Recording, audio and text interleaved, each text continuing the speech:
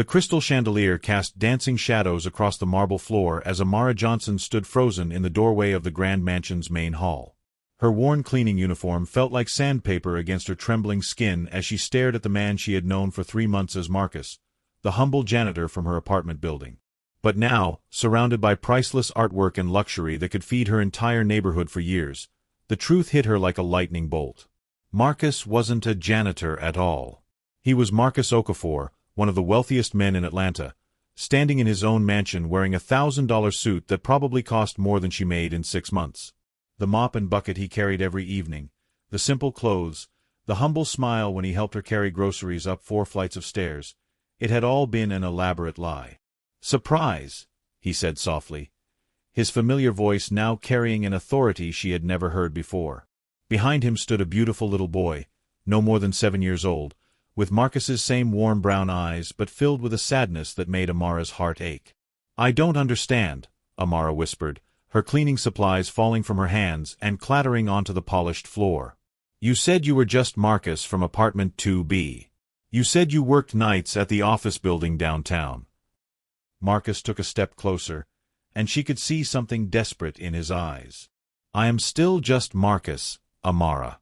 Everything between us has been real. But I need you to understand why I couldn't tell you the truth from the beginning." The little boy tugged at Marcus's expensive jacket.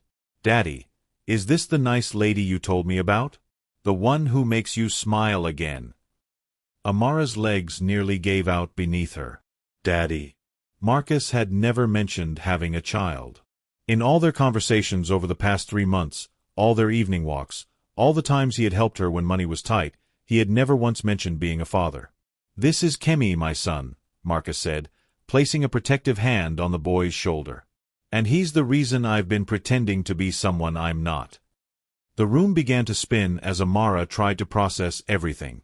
The man she had been falling in love with, the man who understood her struggles because she thought he lived them too, was actually a millionaire who had been playing an elaborate game of dress-up. But why? And what did his son have to do with any of it? "I have something to show you," Marcus continued, pulling out his phone and scrolling to a news article. The headline made Amara's blood run cold. "Millionaire son still missing mother after tragic death. Nannies can't fill the void." But it was the next headline, dated just 4 months ago, that made her understand the true depth of what she had stumbled into. "Atlanta's most eligible bachelor announces unusual search for child's new mother. Will only consider women who love Kemi for who he is, not what he represents." Amara looked from the phone to Marcus, then down at little Kemi, who was studying her with the intensity of a child who had watched too many potential mothers walk away. The pieces were starting to fall into place, but the picture they formed was more shocking than anything she could have imagined. "You've been testing me," she said, her voice barely above a whisper. "All this time, you've been testing me to see if I would be good enough to be his mother." Marcus's silence was all the confirmation she needed. But as she stood there in that magnificent mansion, surrounded by wealth beyond her wildest dreams, one question burned brighter than all the others. What would happen now that she had passed a test she never knew she was taking? This opening chapter establishes the shocking revelation promised in the title while creating immediate emotional investment and leaving readers desperate to understand how this situation developed. The story is ready to continue with the backstory that led to this moment. 3 months earlier, the oppressive Atlanta heat made the 4th-floor climb to Amara's cramped apartment feel like scaling a mountain. Her uniform from the cleaning service clung to her skin as she struggled with 2 bags of groceries she could barely afford. At 19, she had been working 3 jobs just to keep her head above water since her grandmother passed away the year before, leaving her completely alone in the world. The elevator in the rundown apartment building had been broken for 6 months, and the landlord showed no signs of fixing it anytime soon. As Amara paused on the 2nd-floor landing to catch her breath, she heard footsteps behind her. "Here, let me help you with those." She turned to see a man about her age, maybe a few years older, with kind eyes and calloused hands reaching for her grocery bags. He was wearing faded work clothes and had the tired look of someone who understood long days and short paychecks. "Oh, you don't have to do that," Amara protested, but he was already taking the heavier bag from her arms. "I'm Marcus," he said with a smile that seemed to light up the dim stairwell. "I just moved into 2B last week. Still getting used to this climb myself." "Amara for C," she replied, grateful for the help but wary. In her experience, men who offered help usually wanted something in return, and she had learned to be careful. But as they climbed the remaining 2 floors, Marcus just made easy conversation about the heat and asked if she knew whether the corner store stayed open late. Nothing that set off alarm bells. When they reached her door, he handed over her groceries with that same warm smile. "Thanks for the help," Amara said, fishing for her keys. "Any time, neighbor," Marcus replied, then hesitated. "I work night shifts at the office building downtown, so if you ever need help with anything heavy during the evening, just knock." Over the following weeks, their paths crossed regularly. Marcus seemed to keep the same odd schedule she did, always heading out for his night shift just as she was coming home from her evening cleaning job. Sometimes they would walk to the bus stop together, and Amara found herself looking forward to these brief conversations. He never pried into her business, never made her feel ashamed about counting coupons at the grocery store or wearing the same 3 outfits in rotation. Instead, he shared stories about his own struggles, about working multiple jobs to make ends meet, about the loneliness that came with being new in the city. "I moved here for a fresh start," he told her one evening as they waited for their respective buses.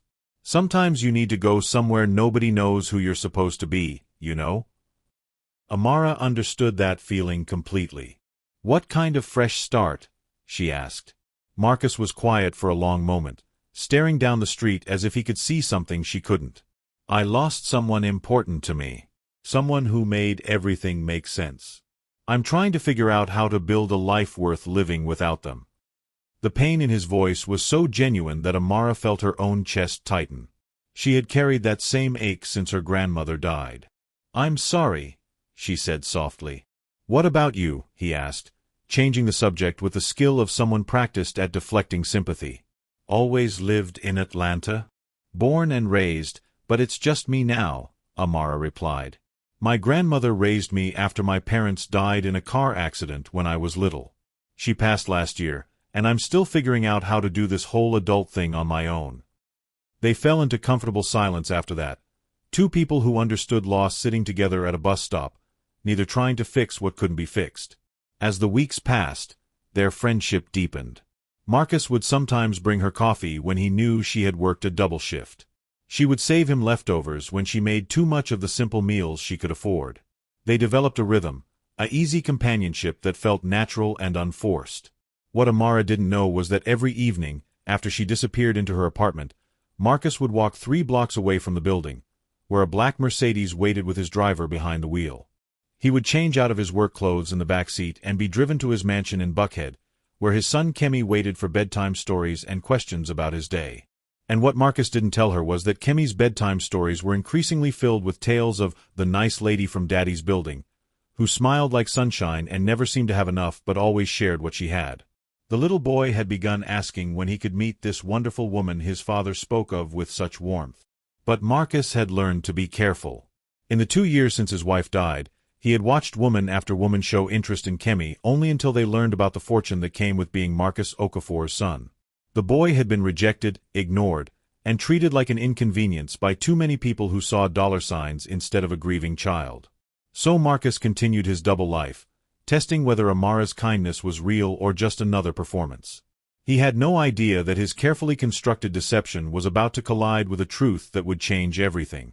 Because 3 floors above, every night as she fell asleep, Amara found herself thinking about the gentle janitor who seemed to understand her struggles, never knowing that her growing feelings were about to trap them both in a web of lies that neither of them had intended to weave. The rain hammered against the windows of the downtown office building where Amara worked her evening cleaning shift. It was nearly midnight, and she was running behind schedule because the elevator had broken down earlier, forcing her to haul her supplies up 12 flights of stairs. Her back ached, her feet were screaming in her worn-out sneakers, and she still had 4 more floors to clean before she could go home. As she pushed her cart down the dimly lit hallway of the 8th floor, she nearly collided with someone coming out of one of the offices. "Marcus," she said, surprised to see her neighbor in the same building where she worked. He looked equally startled to see her, and for a split second, something that looked almost like panic flashed across his face before he recovered his composure. "Amara, hey," he said, quickly stepping back into the shadows of the hallway. "I didn't know you worked here." "Night shift cleaning crew," she explained, gesturing to her cart full of supplies. "I thought you said you worked downtown, but I figured it was a different building. Yeah, well, Marcus said, and she noticed he seemed unusually nervous. Small world, I guess. Something felt off about the encounter, but Amara couldn't put her finger on what it was. Marcus was wearing the same type of simple work clothes she always saw him in, but he seemed different somehow. More tense. Like he was hiding something. What floor do you work on? She asked, genuinely curious. Oh, different floors, different nights, Marcus said vaguely. I'm kind of a floater, you know? Go where they need me. Amara nodded, though his explanation didn't quite make sense. Most janitors she knew had assigned sections, especially in a building this large. But she was too tired to think about it deeply. Well, I better get back to work, she said, starting to push her cart past him. See you back at the building. Amara, wait, Marcus called softly. When she turned back, he was studying her face with an intensity that made her heart skip. You look exhausted. How many jobs are you working? The question caught her off guard. Most people didn't notice things like that, or if they did, they didn't care enough to ask. 3, she admitted. Morning shift at the diner, afternoon cleaning houses, and this at night. Trying to save up enough to maybe take some college classes eventually. Marcus was quiet for a long moment, and in the dim hallway lighting, she couldn't quite read his expression. That's a lot for anyone to handle, he said finally. It's what I have to do, Amara replied with a shrug. Bills don't pay themselves. What would you study? In college, I mean. The question surprised her. No one had asked her about her dreams in a long time. Social work, maybe. Or teaching. Something where I could help kids who are in situations like I was. Kids who don't have anyone looking out for them. Something shifted in Marcus's expression when she said that. Something she couldn't identify, but that seemed important. That's a beautiful dream, he said quietly. What about you? Amara asked. Did you always want to do maintenance work? Again, that strange flash of something across his face. No, he said after a pause. I wanted to do something that would make a difference. Help people who really needed it. But life doesn't always work out the way you plan. They stood there in the empty hallway, two people sharing pieces of themselves in the fluorescent twilight of a building where dreams came to clock in and collect paychecks. Amara felt drawn to Marcus in a way that scared her. She had built walls around her heart after losing everyone who mattered to her, but something about him made those walls feel less necessary. I should really get back to work, she said reluctantly. Of course. But Amara. Marcus stepped closer, and she could smell his cologne, something expensive that seemed out of place with his simple clothes, though she didn't think much of it at the time. Be careful walking home alone this late. This isn't the safest neighborhood. I always am, she assured him, touched by his concern. What Amara didn't see, as she continued her cleaning rounds, was Marcus pulling out an expensive smartphone and making a quick call.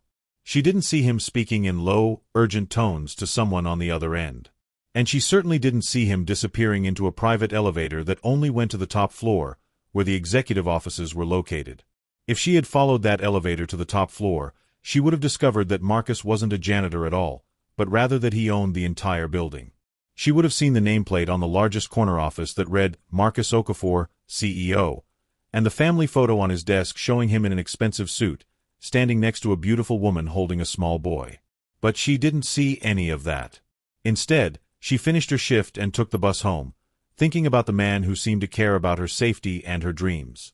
She had no way of knowing that Marcus had already made arrangements for additional security to patrol the route she walked from the bus stop to their apartment building, or that he had quietly spoken to her supervisor about adjusting her schedule so she wouldn't have to work quite so late. Back in his penthouse office, Marcus stood at the floor-to-ceiling windows overlooking the city lights and thought about the young woman 12 floors below, scrubbing office floors to chase a dream of helping others.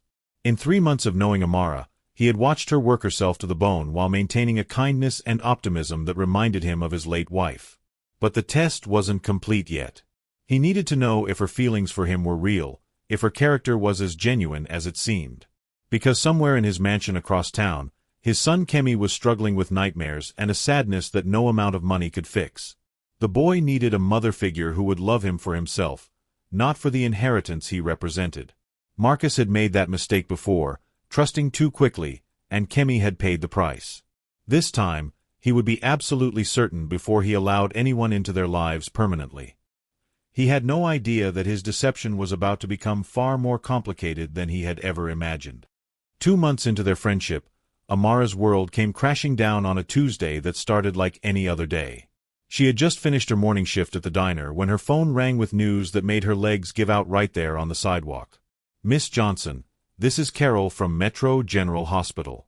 Your grandmother's medical bills from last year have been turned over to collections, and there's been an administrative error. The insurance claim was denied, and you now owe $18,000. Payment is due within 30 days, or legal action will be taken." $18,000. The number echoed in Amara's head as she sat on the concrete steps outside the diner, staring at her phone.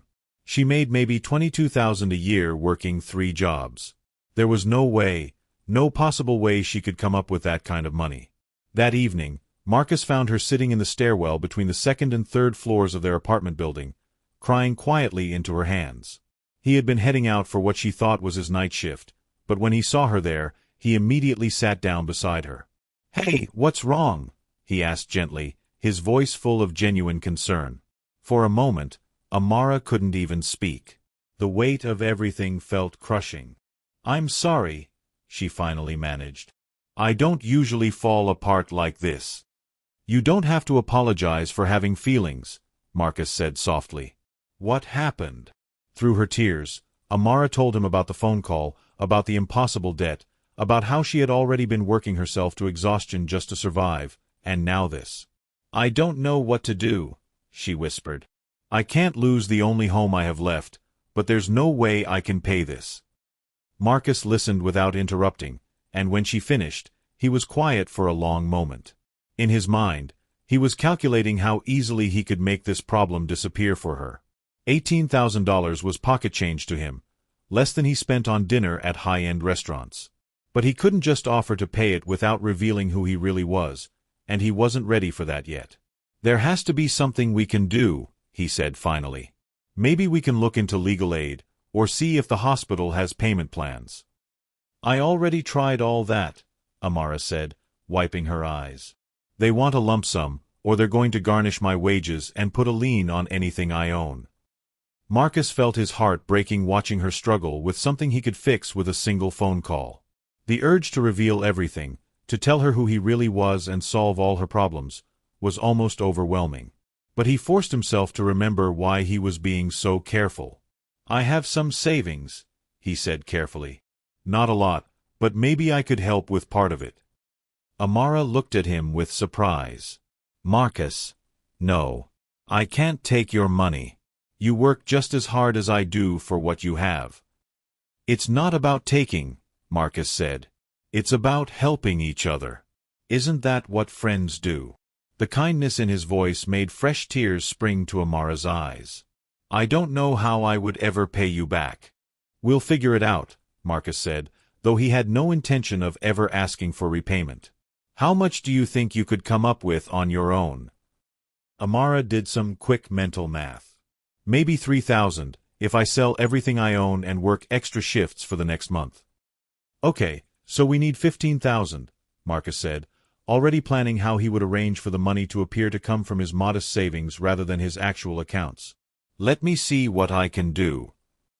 3 days later, Marcus appeared at Amara's door with an envelope containing $15,000 in cashier's checks. He had carefully crafted a story about withdrawing his savings and taking out a loan, complete with fake paperwork that made it look legitimate. "I can't believe you did this," Amara said, staring at the checks with disbelief. "Marcus, this is your entire savings." "Money comes and goes," Marcus replied, though the lie tasted bitter in his mouth. "Good people are rare." Amara threw her arms around him in a hug that was meant to last just a moment but somehow stretched longer. Marcus felt the warmth of her gratitude and something deeper, something that made his chest tight with emotions he hadn't felt since his wife died. "I promise I'll pay you back every penny," Amara whispered against his shoulder. "I know you will," Marcus said, though he was already planning ways to ensure she never had to. What Marcus didn't expect was how this act of kindness would change everything between them. Over the following weeks, Amara looked at him differently. The man who had given up his life savings to help her became more than just a friend.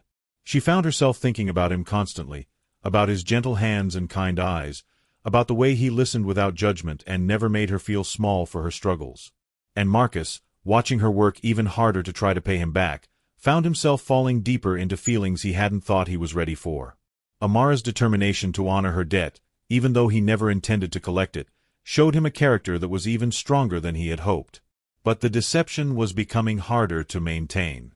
Every lie felt heavier. Every moment of pretending to struggle financially while watching her sacrifice everything felt more wrong.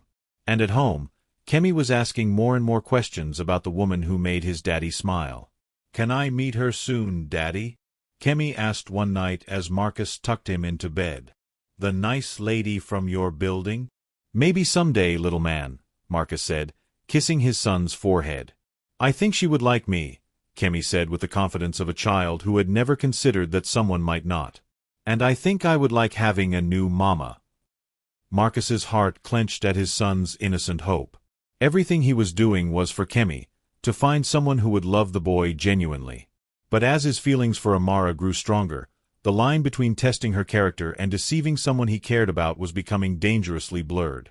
He had no idea that in just a few weeks, a single moment of carelessness would bring his carefully constructed world crashing down around him. Now, if you've been enjoying this story so far, I'd love to know where you're watching from. Drop a comment below and let me know what city or country you're in. And if this story is keeping you on the edge of your seat, don't forget to hit that subscribe button and give this video a thumbs up. Trust me, you won't want to miss what happens next in Amara and Marcus's story, because things are about to get a lot more complicated. The autumn air was crisp as Amara hurried through the upscale Buckhead neighborhood, clutching the address she had scribbled on a piece of paper. She had picked up an emergency cleaning job for triple her usual rate, and even though it meant working on her one day off, she couldn't afford to turn down the money. Every extra dollar went toward paying Marcus back, and she was determined to clear her debt as quickly as possible. The house she was looking for turned out to be a mansion that took her breath away. Iron gates, perfectly manicured lawns, and a circular driveway that could fit 10 of her small apartment. Amara checked the address twice, certain she must have made a mistake, but the numbers matched perfectly. Mrs. Patterson, the elderly housekeeper who had hired her, met her at the service entrance. "You must be Amara. Thank goodness you could come on such short notice. Our regular girl called in sick, and Mr. Okafor is very particular about having the house perfect when his son comes home from his therapy sessions." "Therapy sessions?" Amara asked as she followed the woman through a kitchen that was bigger than her entire apartment. "Poor little thing," Mrs. Patterson said, shaking her head sadly. "Lost his mother 2 years ago, and he's been struggling ever since. His father has tried everything, the best doctors, counselors, even brought in potential stepmothers. But the boy just withdraws more each time. Breaks your heart to see such a sad child in a house with everything money can buy." Amara felt her chest tighten with sympathy. She knew what it was like to lose a parent, to feel alone in the world despite being surrounded by people. "How old is he?" 7. Sweet as can be when he opens up, but that doesn't happen often anymore. Mr. Okafor is at his wit's end. He loves that boy more than life itself, but he doesn't know how to heal that kind of hurt. As Mrs. Patterson showed her around the house, Amara couldn't help but marvel at the luxury surrounding her. Crystal chandeliers, marble floors, artwork that probably cost more than most people's houses. But underneath all the beauty, she sensed a sadness that no amount of money could touch. "I'll be in the kitchen preparing dinner," Mrs. Patterson said. "You can start with the main living areas. And be careful around the family photos in the study. Mr. Okafor is very protective of those." Amara spent the afternoon cleaning rooms that were already spotless, wondering what kind of man could own all this wealth while a child somewhere in the same house carried such pain. She found herself thinking about Marcus and how he would react to seeing a place like this. He worked so hard for so little, while someone else lived in luxury that seemed almost obscene by comparison. As she worked her way through the mansion, she began to notice details that made her curious. Family photos where the woman's face had been carefully positioned to show a loving family, but something in the man's eyes suggested the pictures were older, happier times. Children's toys that looked barely used, as if a child lived here but didn't really play anymore. It was in the study, while she was carefully dusting around the photo frames, that she saw something that made her blood run cold.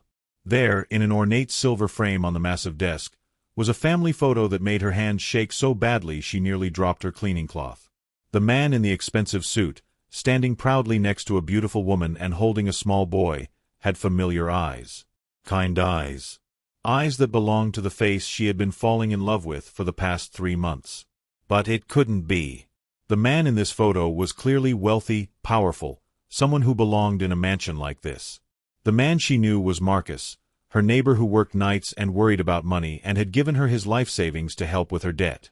With trembling fingers, she picked up the frame to look more closely. The nameplate at the bottom of the photo read, "The Okafor family, Marcus, Catherine, and Kemi." Marcus. The same name, the same face, but this Marcus wore designer clothes and stood in front of what looked like a private jet.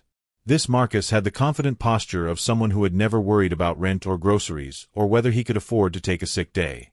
That was taken 3 years ago, before my wife died.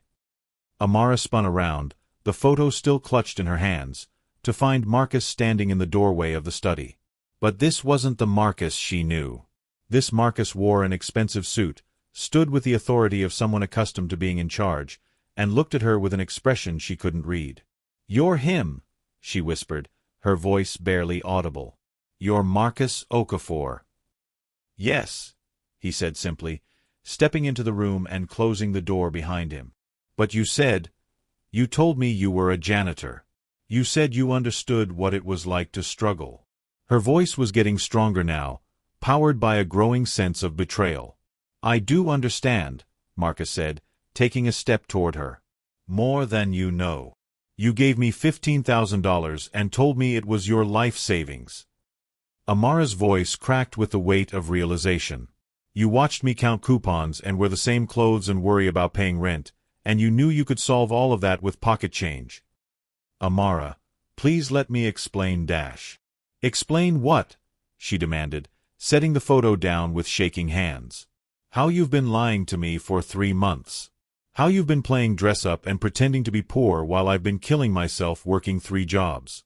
How you've been testing me like some kind of experiment."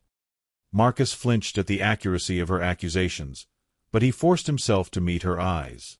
"It started as a test, yes. But it became something else. You became something else." "I became what? Your pet charity case? The poor girl you could study to see how the other half lives."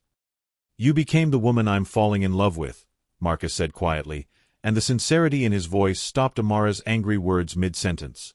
They stared at each other across the expensive study, 2 people who had built something real on a foundation of lies. Amara felt like the ground was shifting beneath her feet, like everything she thought she knew about her life was suddenly suspect. "I need to go," she said, moving toward the door. "Amara, wait. There's something else you need to understand. Someone else you need to meet." Before she could respond, the study door opened and a small boy appeared, the same child from the family photo but sadder now, more fragile. He looked at Amara with curious eyes that were unmistakably his father's. "Daddy, Mrs. Patterson said there was a nice lady here today. Is this her? Is this the lady who makes you smile?" And in that moment, as Amara looked down at the little boy who had lost his mother and was searching for something he couldn't name, she realized that the deception ran even deeper than she had imagined. Kemi stood in the doorway with the careful posture of a child who had learned to read adult faces for signs of rejection. His small hands clutched a worn stuffed elephant, and his eyes moved between Amara and his father with the cautious hope of someone who had been disappointed too many times. "Hello," Amara said softly, crouching down to meet the boy at eye level despite the turmoil raging inside her chest. Something about his shy smile and the way he held his stuffed animal protectively made her maternal instincts override her anger at his father. "I'm Kemi," the boy said, taking a tentative step into the room. "Are you the lady from Daddy's building? The one who shares her food even when she doesn't have very much?" Amara's heart clenched at the innocence in his voice. She glanced up at Marcus, who was watching the interaction with an expression that mixed hope and terror. "Your daddy told you about me?" "Every day," Kemi said, his confidence growing as Amara remained at his level, not towering over him like most adults did. He said you have the kindest heart he's ever known, and that you work really hard to help people even when it's difficult for you. The words hit Amara like physical blows. Even in his deception, Marcus had been telling his son the truth about her character. But knowing that made the betrayal feel somehow worse, not better. "Kemi, sweetheart, why don't you go find Mrs. Patterson?" Marcus said gently. "Miss Amara and I need to finish talking." "But I want to meet her properly," Kemi protested, then looked at Amara with hopeful eyes. "Would you like to see my room? I have lots of books, and Daddy says you like to read." Amara felt trapped between her desire to flee from this house of lies and the genuine need she saw in this little boy's face. "Maybe another time," she said carefully. Kemi's face fell with the practiced disappointment of a child accustomed to adult promises that didn't materialize. "Oh, okay." He turned to go, but paused at the doorway. "Miss Amara? I hope you come back. I've been waiting a long time to meet someone who makes Daddy happy." After Kemi left, the study felt heavy with unspoken truths. Amara stood slowly, her cleaning uniform feeling more out of place than ever in this room of expensive leather and mahogany. "He's beautiful," she said finally, because that much was true and safe to acknowledge. "He's everything to me," Marcus replied, his voice thick with emotion. "Everything I've done, every choice I've made for the past 2 years, has been about trying to help him heal. By lying to women? By pretending to be someone you're not." Marcus ran a hand through his hair, and for the first time since she'd known him, he looked truly vulnerable. "Do you want to know what happened the last time I tried to find someone for Kemi? The last time I was honest about who I am from the beginning." Amara crossed her arms but didn't speak, waiting. Her name was Victoria. Beautiful, educated, said all the right things about wanting to help Kemi through his grief. "We dated for 4 months. I thought she genuinely cared about both of us." Marcus moved to the window, looking out at the perfectly manicured grounds. "One night, I overheard her on the phone with her sister, talking about how she was only putting up with the sad little boy until she could get me to marry her. She called Kemi damaged goods and said she'd send him to boarding school the minute she got a ring on her finger." Amara felt her anger wavering as she imagined how those words must have devastated both father and son. "There were others after Victoria," Marcus continued. "Women who saw dollar signs instead of a grieving child. Women who were sweet to Kemi in front of me but cold when they thought no one was watching. I realized that my money was attracting the wrong kind of person, people who would hurt my son in ways that might never heal." "So you decided to lie instead?" Marcus turned back to face her. "I decided to find out who someone really was before I risked Kemi's heart again. I wanted to find a woman who would be kind to a struggling man, who would show compassion without the promise of reward. Someone who would love genuinely, not because of what she could gain." The logic was sound, but Amara still felt the sting of deception. "And what was your plan? To keep pretending forever? To marry me under false pretenses?" "My plan was to tell you the truth once I was sure," Marcus said. "Once I knew that your feelings were real and that you could love Kemi for who he is." "And when exactly were you going to decide that? After I'd worked myself into the ground trying to pay you back money you didn't need? After I'd fallen completely in love with a man who doesn't exist?" The admission slipped out before Amara could stop it, and she saw Marcus's eyes widen at her words. "You're falling in love with me?" he asked softly. "I was falling in love with Marcus the janitor," Amara corrected, her voice shaking. "The man who understood what it felt like to struggle. The man who sacrificed his savings to help me because he cared. But that man was a lie, wasn't he?" "No," Marcus said firmly, crossing the room to stand in front of her. "That man is real. The kindness, the caring, the conversations we've had about dreams and losses and what matters in life. None of that was pretend. The only thing I lied about was my financial situation." "Only?" Amara laughed bitterly. "Marcus, you let me take $15,000 from you while thinking you were sacrificing everything. You watched me kill myself working extra shifts to pay you back. You sat on that bus stop with me night after night, listening to me worry about money while knowing you could solve every problem I have with a phone call. I know how it looks, Dash. Do you? Do you really? Amara's voice rose with frustration. Because from where I'm standing, it looks like a rich man who was so bored with his privileged life that he decided to play poor for entertainment. It looks like someone who has so much money that other people's struggles seemed like a game to him. Marcus flinched as if she had slapped him. It was never a game. You are not a game. Then what am I, Marcus? What am I to you really? Before he could answer, they heard small footsteps in the hallway and Kemi's voice calling out. Daddy, is Miss Amara still here? I drew her a picture. The sound of the little boy's hopeful voice broke something inside Amara's chest. She looked at Marcus, seeing his own pain reflected in his eyes, and realized that this situation was even more complicated than simple deception. There was a child involved, a child who had already lost one mother and was desperately hoping for another. I need time to think, she said quietly. I need to figure out what's real and what isn't. Amara, please don't disappear, Marcus said, and she could hear genuine fear in his voice. I know I've handled this all wrong, but my feelings for you are real. And Kemi, he's already attached to the idea of you.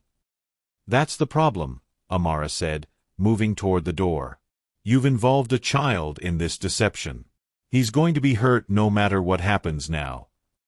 As she reached for the door handle, Marcus called out one last time. What would it take for you to forgive me? What would it take for us to find a way forward?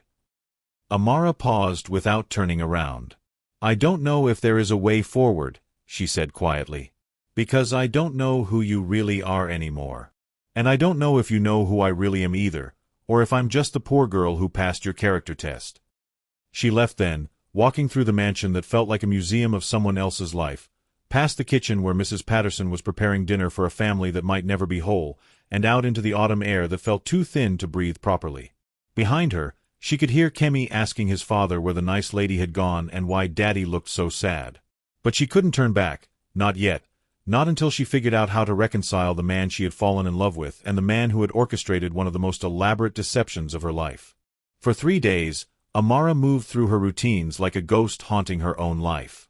She went to her jobs, cleaned houses and offices, served coffee and eggs at the diner, but her mind was constantly elsewhere. Every corner of her small apartment reminded her of Marcus, the groceries he had helped her carry, the evenings they had spent talking on the building's front steps, the envelope of money that now felt like evidence of the most expensive lie ever told. She had called in sick to her cleaning shift at Marcus's building, unable to face the place where their deception had played out night after night. Instead, she picked up extra hours at other locations, throwing herself into work as a way to avoid thinking about the impossible situation she found herself in. But thinking was unavoidable. In the quiet moments between tasks, she found herself analyzing every conversation, every gesture, every moment of their friendship with the bitter clarity of hindsight. How many times had Marcus carefully steered conversations away from certain topics? How many stories about his supposed struggles had been complete fabrications? On the 4th day, she came home to find Mrs. Chen, her elderly neighbor from across the hall, waiting by her door with a concerned expression. Amara, dear, there's been a man coming by looking for you, Mrs. Chen said in her heavily accented English. Nice-looking fellow, very polite, but he seems quite worried. He's been here every evening. What did you tell him? Amara asked, though she already knew who it was. I told him I hadn't seen you, like you asked when you gave me the note. But sweetheart, he looks like a man with something important to say. Maybe you should hear him out. Amara had left a note with Mrs. Chen 3 days ago, asking her to tell Marcus she wasn't available if he came by. She hadn't been ready to face him then, and she wasn't sure she was ready now. Did he say anything else? He left this for you, Mrs. Chen said, pulling an envelope from her pocket. And he mentioned that his little boy has been asking about you every day. Breaks an old woman's heart to think of a sad child. After Mrs. Chen returned to her apartment, Amara sat on her couch staring at the envelope. Her name was written on the front in Marcus's familiar handwriting, but somehow even that felt different now, knowing it came from hands that had never known the calluses of manual labor. Inside was a single sheet of paper and a photograph. The photo showed a much younger Marcus in military uniform, standing next to a woman in a wedding dress who was laughing at something off camera. Both of them looked impossibly young and happy, untouched by the grief that would come later. The letter was brief. Amara, I know you need space, and I'm trying to respect that. But I need you to understand something that I should have told you from the beginning. The photo shows Catherine and me on our wedding day, 5 years ago. We met when I was stationed overseas, before I inherited my family's business, before I had money or knew what it meant to have it. Catherine fell in love with Marcus the soldier, not Marcus the millionaire. When we came back to Atlanta and my life changed, she used to say that money was just numbers on a page, that it didn't change who we were inside. She was the one who taught me that wealth without purpose was just elaborate loneliness. After she died, I lost myself for a while. I became someone who used money to solve problems instead of connecting with people. I hired nannies instead of learning to comfort my son. I threw expensive parties to fill the silence in our house. I dated women who saw dollar signs where Catherine had seen just me. When I started pretending to be a janitor, I wasn't playing a game. I was trying to find my way back to the man Catherine fell in love with, the man who knew how to build something real with someone. You helped me remember who that person was. I understand if you can't forgive the deception. But please don't let my mistakes take away from what we built together. Those conversations on the bus stop, the way you worried about me working too hard, the way you lit up when you talked about your dreams, that was all real. You fell in love with the man I actually am, underneath everything else. If you're willing to give me a chance to prove that, Kemi and I will be at Piedmont Park tomorrow at 2 p.m., by the lake where you told me you used to go with your grandmother. Not Marcus the millionaire with all the answers. Just Marcus the father who's still learning how to heal his son's heart and his own. Marcus. Amara read the letter 3 times, feeling her carefully constructed anger begin to crack around the edges. The photo of him in military uniform showed a different Marcus entirely. Younger, less polished, someone who looked like he belonged in her world rather than towering above it. She thought about Kemi, the little boy with sad eyes who had been waiting to meet someone who made his father smile. She thought about the genuine pain she had heard in Marcus's voice when he talked about the women who had rejected his son. And she thought about her own loneliness, the way Marcus had made her feel less alone in the world for the first time since her grandmother died. But she also thought about the nights she had lain awake worrying about paying him back, the extra shifts she had worked until her body ached, the way she had felt like an equal in their relationship when the entire foundation had been built on his ability to swoop in and save her whenever he chose. That evening, she called her supervisor at the cleaning company and asked to be transferred back to Marcus's building. I need to face some things, she explained, though she didn't elaborate.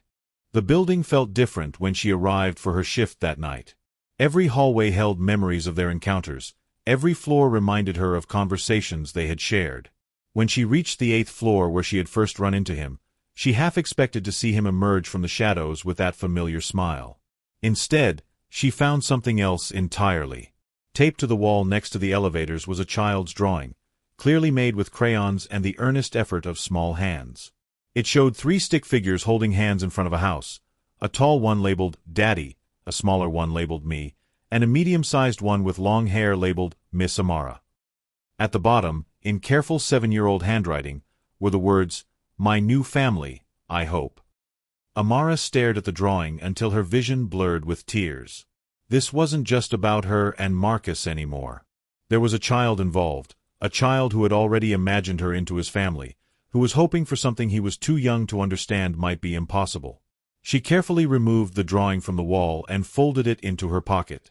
Tomorrow, she would have to decide whether to go to Piedmont Park, whether to give Marcus the chance to prove that the man she had fallen in love with was real. But tonight, she had to finish her shift and figure out how to protect her heart while not breaking a little boy's.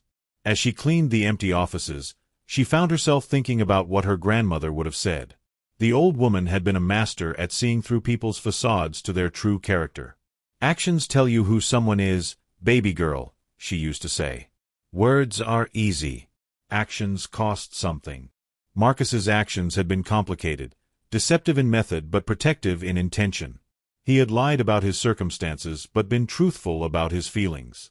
He had tested her character while revealing his own need for genuine connection. But Kemi's actions were simple and pure. A child's drawing that showed a family he desperately wanted, hope drawn in crayon and offered without conditions. By the time her shift ended, Amara had made her decision. She would go to Piedmont Park tomorrow, not to forgive or condemn, but to look Marcus in the eye and ask him the one question that mattered most. If she could find a way to trust him again, could he find a way to love her without trying to save her? Because if there was going to be any future between them, it would have to be built on equality, not on the shaky ground of his wealth and her need. Piedmont Park was bathed in golden afternoon sunlight when Amara arrived, 15 minutes late and carrying Kemi's drawing in her jacket pocket like a talisman.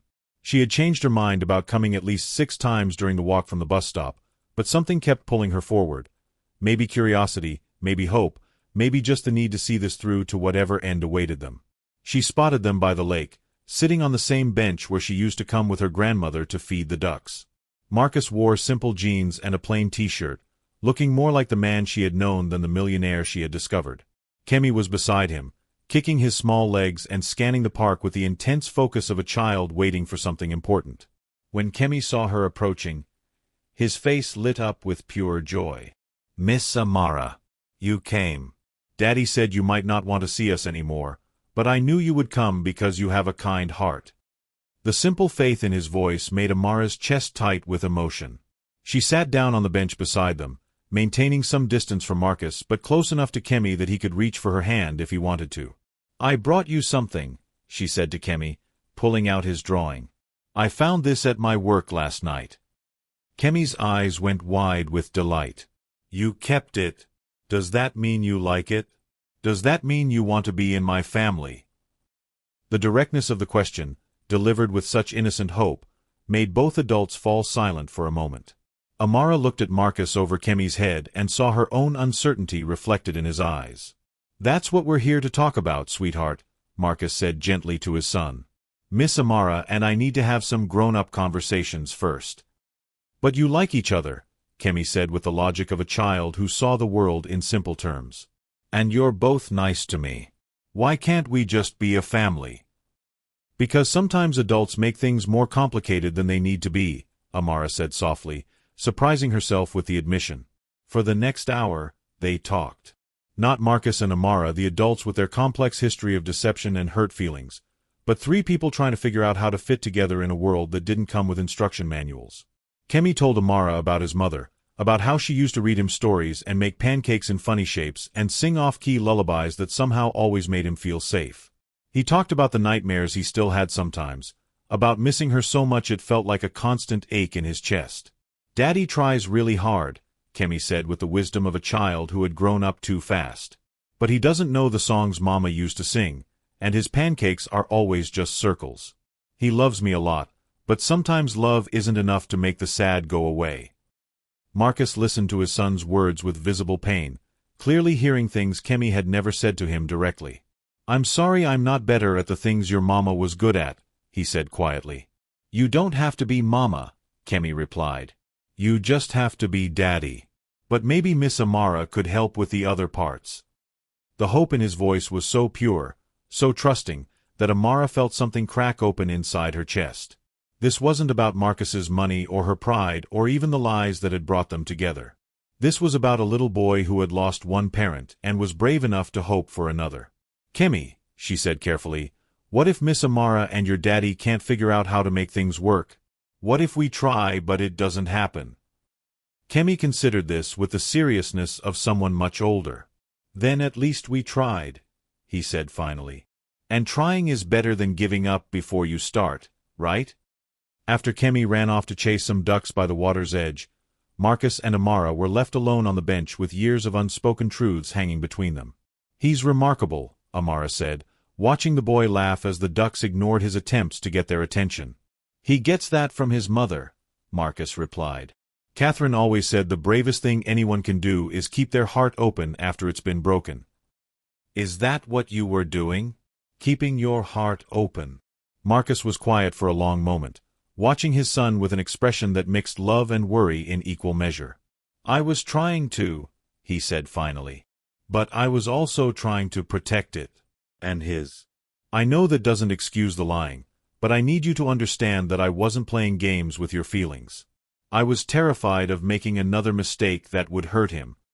"And what about hurting me?" Amara asked. Did that factor into your calculations? Every day, Marcus said, turning to face her fully for the first time since she had sat down. Every time I watched you work yourself to exhaustion, every time you worried about money I could have provided without thinking twice about it, every time you looked at me with trust one knew I didn't deserve, it killed me a little more. Then why didn't you just tell me the truth? Because I was falling in love with you, Marcus said simply. And I was terrified that the truth would ruin what we were building. By the time I realized the deception was worse than the risk, I was in too deep to know how to get out clean. They sat in silence for a while, watching Kemi play, both lost in thoughts too complicated for easy words. Finally, Amara spoke. I need you to understand something, she said. The man I fell in love with was someone who treated me as an equal, someone who struggled alongside me, who understood what it meant to work for everything you have. I don't know how to love a millionaire who can solve all my problems with a checkbook. Then don't, Marcus said.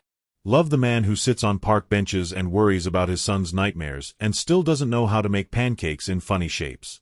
Love the man who would give up everything he has if it meant his child could be happy. The money, it's just there.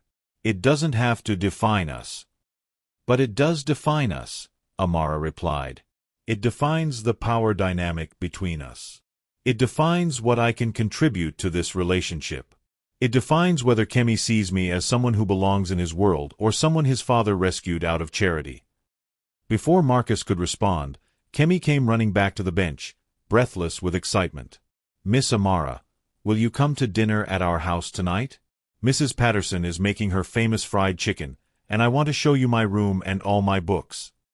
Amara looked at the boy's hopeful face, then at Marcus, who was clearly holding his breath waiting for her answer. Everything logical in her mind said this was moving too fast, that she needed more time to process, that dinner at his mansion would only make the wealth disparity more obvious. But sometimes logic wasn't enough. Sometimes you had to listen to the part of your heart that recognized home when it saw it, even if that home came wrapped in complications you weren't sure how to navigate. Okay, she said, and watched Kemi's face explode with joy. But I have one condition. Anything, Marcus said quickly. We take the bus to your house. All three of us. And we stop at the grocery store on the way so I can contribute something to dinner. If we're going to figure out how to be a family, we start with the understanding that everyone contributes what they can. Marcus looked like he wanted to protest, but something in her expression stopped him. Instead, he nodded slowly. Okay. But I should warn you, it's a really long bus ride to Buckhead. Then we'll have plenty of time to talk, Amara said, reaching into her pocket to pull out Kemi's drawing. She handed it to the little boy, who clutched it against his chest like treasure. And maybe Kemi can tell me more about this family he's been drawing. As they walked toward the bus stop, Kemi between them chattering excitedly about all the things he wanted to show her, Amara caught Marcus looking at her with an expression she couldn't quite read. What? She asked. I'm just thinking, he said, that Catherine would have liked you. She would have said you're exactly the kind of woman who could teach our son that love isn't about what you can buy for someone, but about what you're willing to share. And for the first time since she had discovered the truth about Marcus's identity, Amara allowed herself to believe that maybe, just maybe, they could find a way to build something real together. Hey everyone, we're halfway through this incredible story. I hope you're as invested in Amara and Marcus's journey as I am. If you're loving this tale of deception, love, and second chances, smash that like button and hit subscribe because you definitely don't want to miss how this all plays out. What do you think? Should Amara trust Marcus again? Have you ever been in a situation where someone you cared about wasn't completely honest with you? Drop your thoughts in the comments below. Trust me, the next few chapters are going to test everything these three people think they know about love and family. The bus ride to Buckhead was unlike anything Marcus had experienced in years. Squeezed into a seat between Amara and Kemi, holding grocery bags containing ingredients for cornbread and green beans that Amara had insisted on purchasing, he found himself remembering what it felt like to move through the world without the cushion of wealth smoothing every rough edge. Kemi was enchanted by the entire experience, pressing his face to the window and asking questions about every stop, every neighborhood they passed through. Why don't we take the bus more often, Daddy? It's like a moving adventure. Because your father usually has other ways to get around, Amara said, shooting Marcus a meaningful look over the boy's head. The mansion looked even more imposing when approached from the street rather than through the private gates. Marcus watched Amara's face as they walked up the long driveway, saw her taking in the overwhelming display of wealth with fresh eyes. He had never been more aware of how excessive it all must appear to someone who counted every dollar. "It's really big," Kemi said to Amara, as if seeing his home through her perspective for the first time. "Sometimes I get lost in it. Do you think it's too big?" "I think," Amara said carefully, "that what matters isn't how big a house is, but whether the people inside it love each other." Mrs. Patterson met them at the door, her face lighting up when she saw Amara. "Miss Johnson, what a lovely surprise. And you brought groceries. How thoughtful." "I wanted to contribute something to dinner," Amara explained, holding up the bags. "I hope you don't mind me adding a few items to the menu." "Mind? Honey, I haven't had help in the kitchen in months. Mr. Okafor is many things, but a cook he is not." As they settled into the kitchen, Marcus found himself relegated to the role of observer. Amara moved around the space with confident efficiency, teaching Kemi how to measure cornmeal and explaining to Mrs. Patterson her grandmother's secret for perfect green beans. The three of them fell into an easy rhythm, and Marcus realized this was the most alive his kitchen had felt since Catherine died. "Miss Amara," Kemi said as he carefully stirred the cornbread batter, "will you teach me how to make the pancakes with funny shapes like my mama used to make?" "I'd love to," Amara replied, "but I think that might be something for your daddy to learn too. That way you can make them together." Marcus felt something shift in his chest at the casual way she included him, not as the wealthy father who could hire someone to teach his son, but as a participant in the ordinary magic of family life. Dinner was served in the breakfast nook rather than the formal dining room, at Amara's suggestion. "This feels more like family," she had said, and Marcus didn't argue. The cornbread was perfect. The green beans reminded him of his own grandmother's cooking from his childhood in rural Georgia, and Kemi talked more during that one meal than he had in weeks. "Miss Amara, do you know any songs?" Kemi asked as Mrs. Patterson cleared the dishes. "Mama used to sing to me, but Daddy says he can't carry a tune in a bucket." "I know a few songs," Amara said with a smile. "What kind do you like?" "Happy ones. And maybe some that aren't too happy, for when I miss Mama." Amara's expression grew tender. "I think I know some songs like that. Songs my grandmother used to sing to me when I was missing my parents." They moved to the living room, where Kemi curled up between Amara and Marcus on the couch. Amara's voice, when she began to sing, was nothing special by professional standards, but it filled the cavernous room with warmth that Marcus hadn't felt since Catherine's death. She sang old gospel songs, lullabies, and folk songs that seemed to come from some deep well of cultural memory. Kemi's eyes grew heavy as the songs continued, and Marcus found himself studying Amara's face in the soft lamplight. There was something different about her here, in his home. Not the wariness he had seen at the park, but a kind of settling, as if she was trying on the idea of belonging here. "One more song," Kemi asked sleepily when Amara paused. "What would you like to hear?" "The one Mama used to sing, about being held safe." Amara looked at Marcus questioningly, and he felt his throat tighten. "It was a hymn," he said quietly. "Safe in the arms of Jesus. Catherine sang it every night." "I know that one," Amara said softly, and began to sing the familiar words that had once been Catherine's nightly gift to their son. By the time she finished, Kemi was asleep against her shoulder, his face peaceful in a way Marcus hadn't seen in months. The sight of his son resting so trustingly against this woman who had walked into their lives like an answer to prayers he hadn't known how to pray hit Marcus with overwhelming emotion. "I should put him to bed," Marcus whispered, starting to reach for Kemi. "Let me," Amara said quietly. "If that's okay. I'd like to see his room." Marcus led them upstairs, pointing out family photos along the way, telling Amara stories about Kemi's baby years, about Catherine's pregnancy, about the dreams they had shared for their son's future. Kemi's room was a little boy's paradise, filled with books and toys and a telescope by the window for looking at stars. Amara settled Kemi into his bed with the practiced ease of someone who understood children, tucking his stuffed elephant beside him and smoothing his hair back from his forehead. "Sweet dreams, little man," she whispered, and Kemi smiled in his sleep. As they walked back downstairs, the mansion felt different to Marcus. Less like a museum of his grief and more like a home where healing might be possible. "He's going to be okay," Amara said as they reached the living room. "It might take time, but he's going to be okay." "How can you be so sure?" "Because he still believes in love," she replied. "He still thinks families can be built and rebuilt. Children who've given up on hope don't draw pictures of new families. They don't ask strangers to teach them songs." They sat down on the couch where Kemi had fallen asleep, the space between them feeling charged with possibility and uncertainty in equal measure. "Can I ask you something?" Amara said after a long silence. "Anything. When you were pretending to be a janitor, when you were watching me struggle and worry and work myself to exhaustion, did you ever think about just telling me the truth and offering to help? Not as a test or an experiment, but just because you cared about me." Marcus considered the question seriously. "Yes," he said finally. "More times than I can count. Every time I watched you choose between groceries and medicine, every time you came home exhausted from working 3 jobs, every time you worried about bills that I could have eliminated with a phone call." "Then why didn't you?" "Because I was afraid," Marcus admitted. "Afraid that if you knew about the money, everything between us would change. Afraid you'd start seeing me as a solution to your problems instead of as a person. Afraid that what we were building would become transactional instead of real." "And what about my agency in all of this?" Amara asked, her voice gentle but firm. "What about my right to make choices about my own life, even if those choices weren't what you thought was best for me?"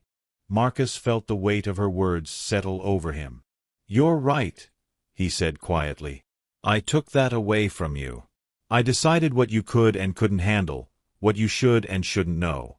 I made choices for you instead of with you." "Yes, you did," Amara said. "And that's the part I'm struggling with most. Not the money, not even the lying about who you are.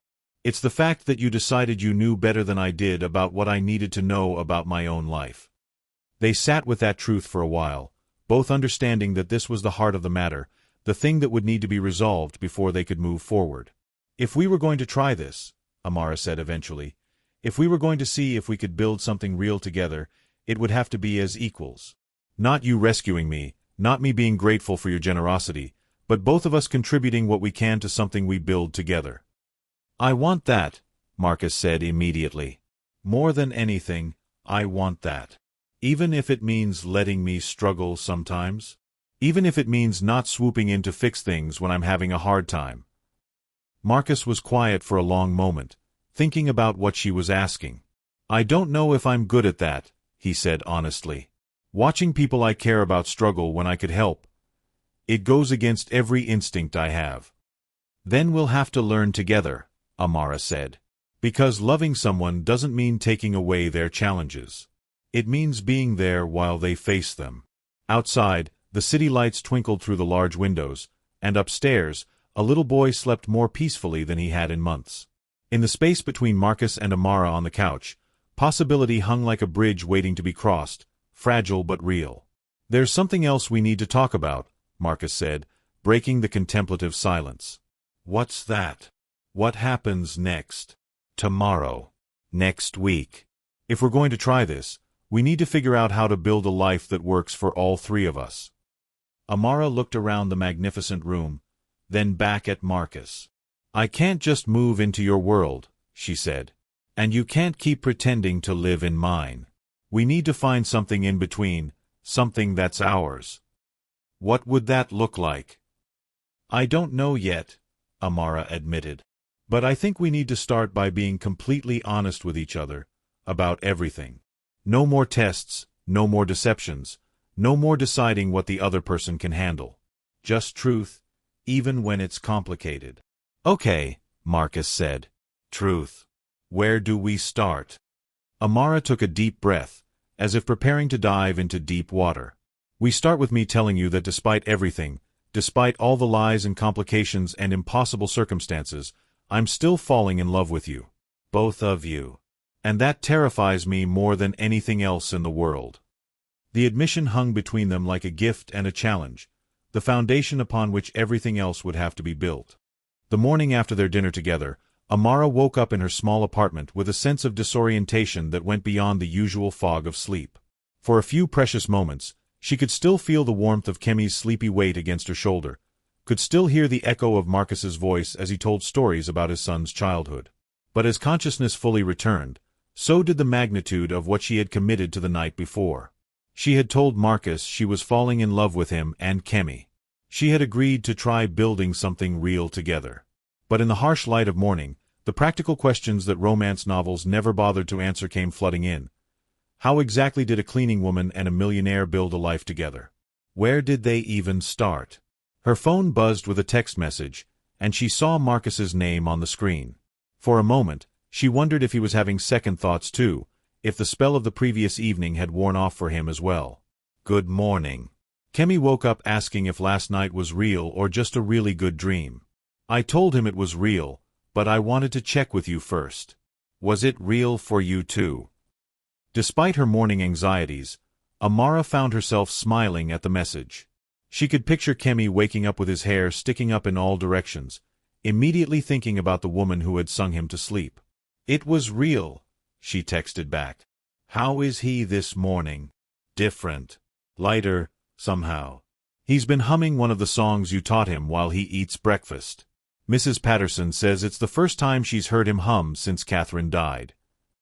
The response made Amara's chest tighten with emotion. She had seen the change in Kemi too, the way he had relaxed as the evening progressed, the way his smiles had become more frequent and genuine. Whatever else was complicated about this situation, her connection with the little boy felt pure and uncomplicated. I have to work today, she texted. All 3 jobs. But maybe we could talk tonight.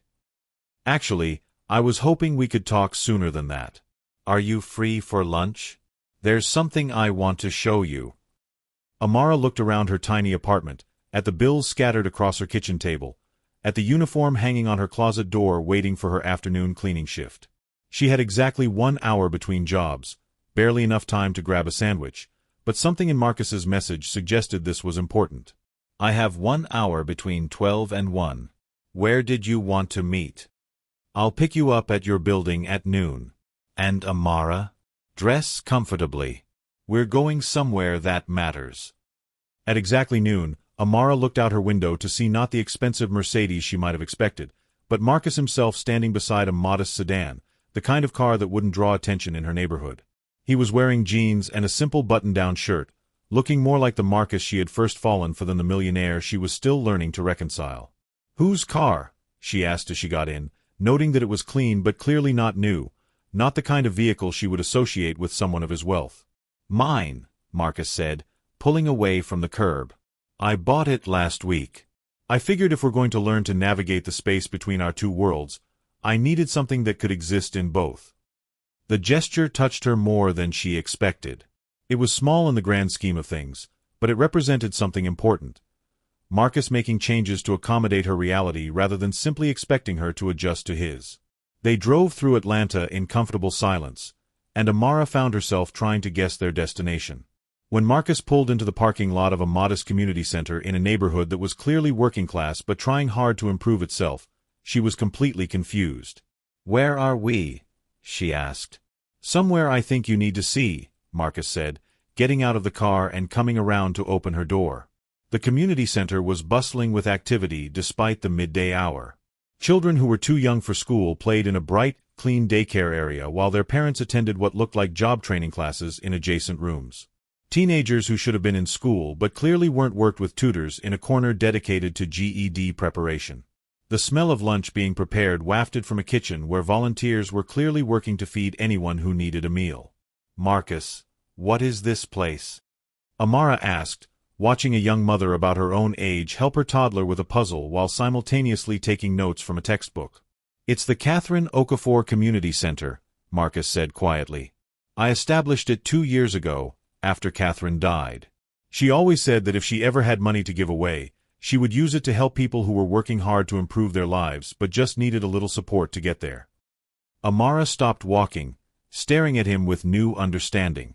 You built this for her. I built it because of her, Marcus corrected. She used to volunteer at places like this before we got married, when I was still in the military and we were living paycheck to paycheck. She understood what it meant to have dreams but no clear path to reach them. They walked through the center, and Marcus introduced Amara to staff members and volunteers with obvious pride and familiarity. It was clear that this wasn't just a charity he had written a check for. This was a place where he had invested time and attention, where he knew people's names and stories. The daycare lets parents attend job training or college classes, Marcus explained as they watched children playing. The GED program serves kids who dropped out of high school for various reasons. We have computer classes, financial literacy workshops, even a small legal clinic for people who can't afford lawyers but need help with basic issues. It's incredible, Amara said, meaning it. But there was something in his tone, in the way he was watching her reaction, that made her wonder why he had brought her here. There's more, Marcus said, leading her down a hallway lined with photos of program graduates. This is what I wanted to show you. They stopped in front of a door marked Program Director. Through the glass window, Amara could see an office that was clearly occupied but currently empty. Our program director left last month to take a job in another state, Marcus said. We're looking for someone to replace her. Someone who understands the community we serve, who has experience navigating the systems our clients are trying to navigate, who has the kind of character and compassion that can't be taught. Amara's heart began to beat faster as she realized where this conversation was heading. The job pays well, Marcus continued. Not millionaire well, but enough to live comfortably. Enough to pursue the college degree you've been dreaming about while working in a field that matches your goals. The position comes with full benefits, including tuition assistance. Marcus, Amara said, her voice barely above a whisper. Before you say anything, he said quickly, this isn't about us. I mean, it is, but not in the way you might think. This position has been open for a month. We've been interviewing candidates, but none of them felt right. They had the credentials on paper, but they didn't understand the lives of the people we serve. And then last night, watching you with Kemi, listening to you talk about your dreams of helping kids who are in situations like you were, I realized we'd been looking for you all along. Amara stared through the window at the empty office, her mind racing. Everything about the opportunity sounded perfect, too perfect. How do I know this isn't another test? She asked. How do I know you're not offering me this job because you want to take care of me? Because I'm not offering you anything, Marcus said. I'm telling you about an opportunity. If you're interested, you'll have to interview with the board of directors, just like any other candidate. You'll have to prove you're qualified, just like anyone else. The only advantage you have is that I can tell them you're worth considering. And if the board doesn't think I'm qualified, then you won't get the job, Marcus said simply. And we'll figure out how to build our relationship anyway, because what's between us isn't dependent on where you work or how much money you make. Amara looked around the community center, at the programs that were clearly making a real difference in people's lives, at the opportunity to do work that would matter while earning enough to live without the constant stress she had known for so long. There's something else, Marcus said. Something you should know before you decide whether you're even interested. What? Kemi comes here sometimes, after school. He likes to help with the younger kids in the daycare. If you took this job, you'd see him regularly. Not because I arranged it that way, but because this is part of his life too. The thought of seeing Kemi regularly, of being part of his world in a way that was separate from but connected to his father, felt like both a gift and a responsibility. I need to think about this, Amara said finally. Of course. But Amara. Marcus turned to face her fully. Whatever you decide about the job, it doesn't change what I said last night. I want to build something real with you. I want to figure out how to be a family with you. This is me trying to show you that I see you as more than someone I care about. I see you as someone with gifts and talents and dreams that matter, independent of what they mean to me. As they drove back toward her neighborhood, Amara's mind was spinning with possibilities and fears in equal measure. The job sounded like everything she had ever wanted professionally.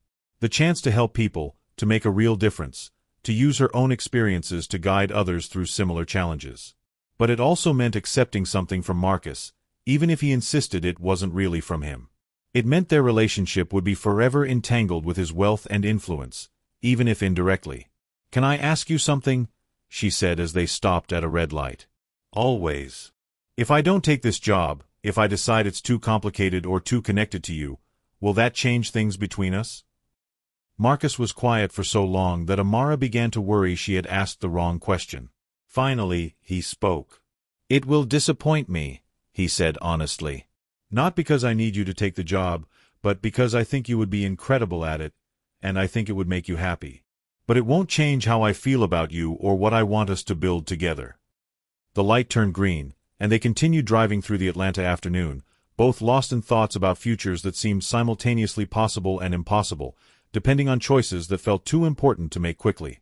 But in the back of Amara's mind, one thought kept returning. For the first time since her grandmother died, someone was offering her a chance to build the life she had always dreamed of, not as charity or rescue, but as recognition of who she already was and who she was capable of becoming.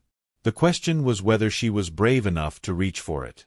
3 days later, Amara sat across from a conference table filled with people who held her future in their hands. The board of directors for the Catherine Okafor Community Center was more diverse than she had expected. A mix of community leaders, former program participants, local business owners, and social workers who understood the population they served. Marcus wasn't in the room, having recused himself from the interview process entirely to avoid any appearance of impropriety. But his absence somehow made Amara more nervous, not less. This was her chance to prove herself on her own merits, without his influence or support. "Tell us about a time when you had to navigate a complex system while under financial stress," asked Dr. Williams, an older black woman who chaired the board and had introduced herself as a former teacher who had grown up in the same neighborhood where Amara now lived. Amara took a breath and told them about her grandmother's medical bills, about the maze of insurance companies and billing departments and collections agencies she had navigated. But she also talked about what she had learned from the experience. How the system wasn't designed for people who worked multiple jobs and couldn't take time off for phone calls during business hours, how intimidating medical debt could be for someone who had never dealt with anything like it before. "And how would you apply that experience to helping our clients?" asked James Rodriguez, a young man who looked barely older than Amara herself and had been introduced as a former program participant who was now finishing law school. "I would make sure they knew they weren't alone," Amara said without hesitation. "I would help them understand that the system being complicated doesn't mean they're stupid for not knowing how to navigate it. And I would work with them to break overwhelming problems down into manageable steps." For an hour, they asked her questions that tested not just her knowledge but her understanding of the community they served. They asked about her vision for program development, about how she would handle conflicts between participants, about her thoughts on maintaining dignity while providing assistance. When they asked about her long-term goals, Amara found herself being completely honest. "I want to go back to school and get a degree in social work," she said. "I want to understand not just how to help individuals navigate systems, but how to advocate for changes that make those systems more accessible to everyone. I see this position as a chance to learn while making a difference, to serve a community I understand while preparing myself to serve it even better in the future. And you understand that this job would require you to work closely with Mr. Okafor as the center's primary benefactor?" Dr. Williams asked, her eyes sharp with the kind of perception that came from decades of working with people. Amara had been dreading this question, but she met Dr. Williams's gaze directly. "I understand the potential complications," she said. "Mr. Okafor and I have a personal relationship that's still developing. But I also understand that this center serves people who need and deserve the best leadership we can provide, regardless of any personal dynamics. If you hire me, it will be because you believe I can do the job well, not because of my relationship with your benefactor. And I would approach the position with that same professionalism." Dr. Williams nodded slowly, and Amara thought she saw approval in the older woman's expression. After the interview, Amara walked to the bus stop feeling like she had given the best account of herself possible. Whether it would be enough remained to be seen, but she had been honest about her qualifications, her limitations, and her motivations. Whatever the board decided, she could live with it. Her phone buzzed as she waited for the bus. It was a text from Kemi, sent from Marcus's phone. "Miss Amara. Daddy taught me how to make star-shaped pancakes this morning. When can I show you?" The message made her smile despite her interview anxiety. Over the past few days, Kemi had been texting her regularly, always from Marcus's phone, always with updates about his day or questions about hers. The little boy was clearly working hard to weave her into the fabric of his daily life, and each message felt like a small gift. "That's wonderful," she texted back. "I can't wait to see them. How did Daddy do with the pancake making?" "He only burned 2 of them. And he sang one of the songs you taught me while we cooked. Mrs. Patterson says he hasn't sung in a really long time." The image of Marcus singing while making star-shaped pancakes for his son hit Amara with unexpected emotion. This was the man she was falling in love with, not the millionaire with all the answers, but the father learning to heal his son's heart and his own. That evening, Marcus called while she was getting ready for her night shift at the office building. "How did the interview go?" he asked, and she could hear the carefully controlled anxiety in his voice. "I think it went well," Amara said honestly. "Your board asked tough questions, but fair ones. Dr. Williams is formidable." "She is. She was Catherine's mentor when Catherine was in graduate school. She doesn't suffer fools, and she protects this place like a mother bear." "Good," Amara said, meaning it. "That's what a place like this needs." "Amara," Marcus said, his voice growing more serious. "Whatever they decide, I want you to know that I'm proud of you for trying. I know this wasn't easy, putting yourself out there like that." "It wasn't," she agreed. "But it felt right. Even if I don't get the job, I'm glad I went through the process. It helped me clarify some things about what I want from life." "Such as?"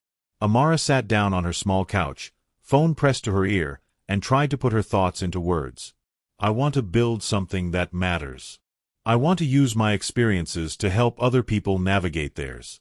And I want to do it in a way that honors where I came from while moving me toward where I want to go." "That sounds like Catherine," Marcus said softly. "She used to say that the best way to honor a difficult past was to use it to make someone else's future easier." "I would have liked her," Amara said.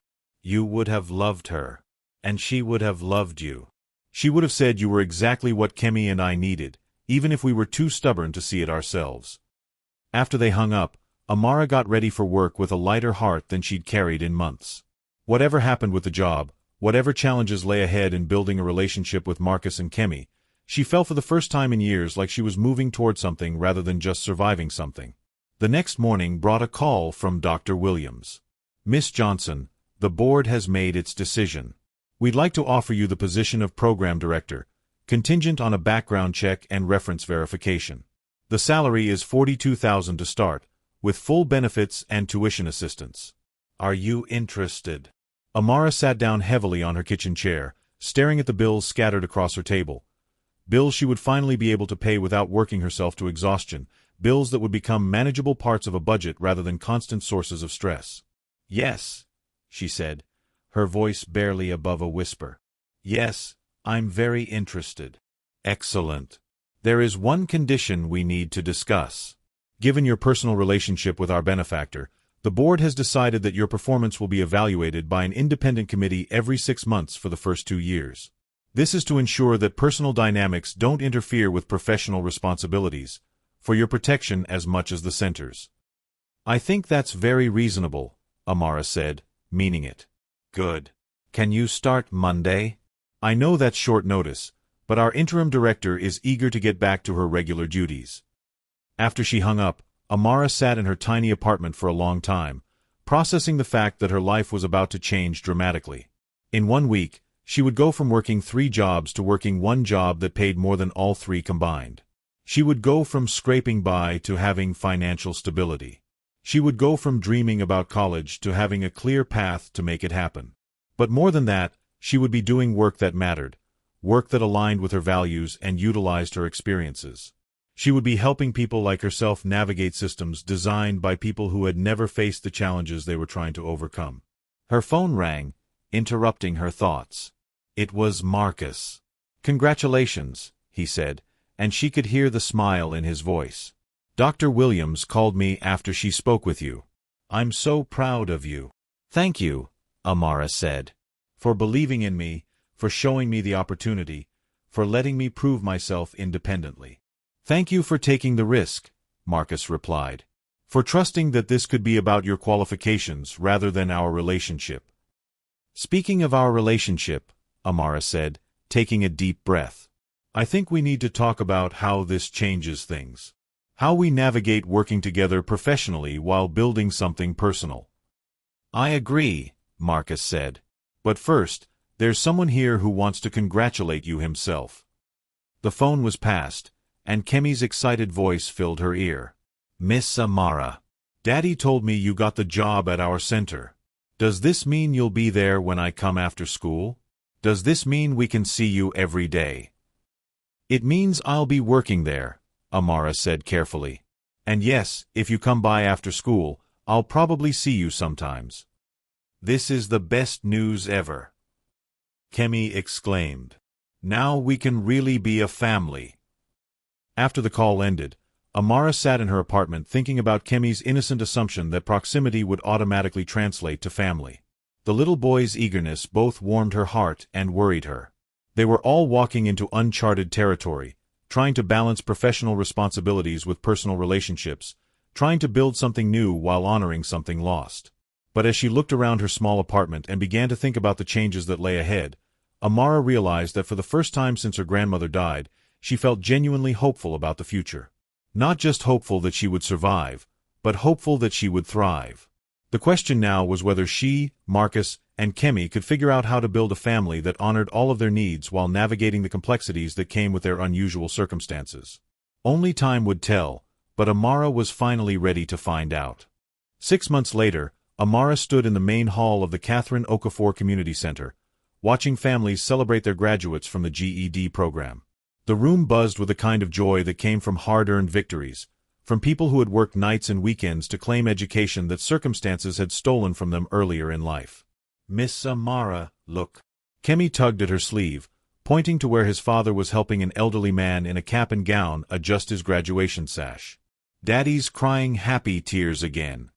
It was true.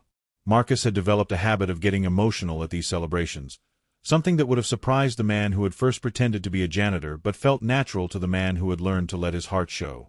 In 6 months of working together, Amara had watched him transform from someone who wrote checks to someone who knew every program participant's name and story. He's proud, Amara explained to Kemi. The same way he's proud when you do something brave or kind.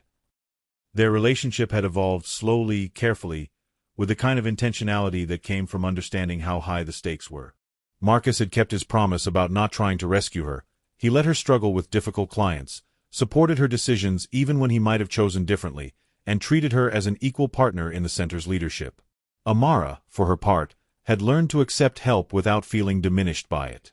When her car broke down in month 3, she had let Marcus arrange for repairs without turning it into a battle about independence. When Kemi had nightmares after watching a sad movie, she had stayed the night to help comfort him without worrying that she was overstepping boundaries. Miss Amara, called out Maria Santos, one of tonight's graduates.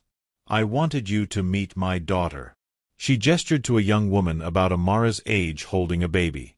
She's starting the program next month, and I told her you would understand what it's like to be young and scared and trying to build something better. As Amara talked with Maria's daughter, explaining the center's childcare options and financial literacy classes, she felt the deep satisfaction that came from work that mattered. In 6 months, she had helped dozens of people navigate systems that had once intimidated her. She had advocated for policy changes that made programs more accessible. She had even testified before the city council about the need for more community-based support services. You're in your element, Marcus said quietly, appearing beside her as the celebration wound down. I am, Amara agreed, watching families head home with diplomas and hope in equal measure. Thank you for seeing that before I did. Thank you for taking the risk to find out. They walked through the center together, turning off lights and locking doors with the comfortable routine of people who had learned to work as a team. In the main hall, a banner still hung from tonight's ceremony. Dreams delayed are not dreams denied. Kemi's at Mrs. Patterson's tonight? Amara asked as they headed to the parking lot. Sleepover with his friend David, Marcus replied. Which means we actually have a few hours to ourselves for once. It was a rare occurrence. Between Amara's work at the center, her evening classes at Georgia State, where she was now halfway through her social work degree, and their shared commitment to making sure Kemi felt secure and prioritized, they rarely had uninterrupted time together. "Your place or mine?" Marcus asked with a smile that acknowledged the obvious answer. Amara's apartment had become their retreat, the place where millionaire Marcus became simply the man she loved, where they could exist without the weight of his wealth or the complexity of their professional relationship. An hour later, they sat on Amara's couch sharing Chinese takeout and talking about their days. It was the kind of ordinary evening that Amara had once thought was incompatible with loving someone like Marcus, but which had become the foundation of their relationship. "I got a call from Dr. Williams today," Marcus said as they finished eating. "Your 6-month evaluation came back." Amara tensed slightly. The independent evaluation process had been fair but thorough, with board members conducting interviews with program participants, staff, and community partners to assess her performance. "And outstanding in every category," Marcus said, unable to hide his pride. "Dr. Williams said you've exceeded every expectation they had. They're recommending you for early promotion to executive director." The news should have felt triumphant, but instead Amara felt a familiar flutter of anxiety. "What does that mean for us? For the center?" "It means you'll be running the day-to-day operations with even more autonomy," Marcus said. "It means a significant salary increase and the opportunity to expand programs you're passionate about. And it means the board trusts you completely to separate personal and professional responsibilities." "And what about you? How do you feel about your girlfriend becoming your equal partner in running the center?" Marcus set down his chopsticks and turned to face her fully. "I feel like Catherine would be proud of what we've built here. The center, our relationship, the family we're creating with Kemi. I feel like we've proven that love and respect can coexist with professional partnership." "Most of the time," Amara said with a smile, thinking of their occasional disagreements about program priorities or budget allocations. "Especially when we disagree," Marcus corrected. "Those conversations make us both better at what we do." They cleaned up dinner together, and as they moved around Amara's small kitchen, she found herself thinking about how much had changed since that night 6 months ago when she had discovered Marcus's true identity. The anger and betrayal she had felt then seemed like emotions belonging to different people who hadn't yet learned how to build trust on a foundation of honesty and mutual respect. "Can I tell you something?" Amara said as they settled back on the couch. "Always." "I'm happy," she said simply. "Not just content, not just grateful, but genuinely happy. I wake up excited about my work, I go to sleep feeling like I've made a difference, and I'm building a future that feels authentic to who I am." "Even with all the complications? Even with the wealth disparity and the professional entanglement and the fact that you're dating a man who lied to you for 3 months?" Amara considered the question seriously. "Because of those complications," she said finally. "They forced us to be intentional about everything. We couldn't just drift into a relationship. We had to choose it actively, every day. We had to figure out how to be equals when the world wanted to make us unequal. We had to learn how to love each other without losing ourselves." Marcus reached for her hand, intertwining their fingers with the familiarity of 6 months of learning each other's rhythms. "What about Kemi? Do you think he's happy?" "I think he's healing," Amara said. "He still misses his mother. He always will. But he's not afraid anymore that the adults in his life are going to disappear. He's not performing for love anymore." It was true. Over the months, Kemi had relaxed into the security of having both his father and Amara as constant, reliable presences. He had stopped asking if Amara was going to stay and started planning family activities months in advance.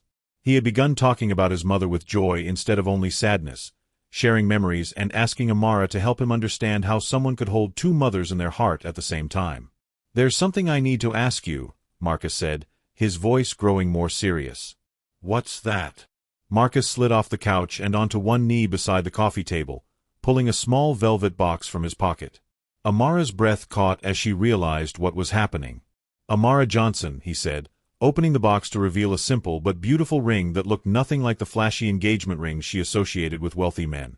"You've taught me that love isn't about rescuing someone or being rescued. It's about choosing to build something together every single day.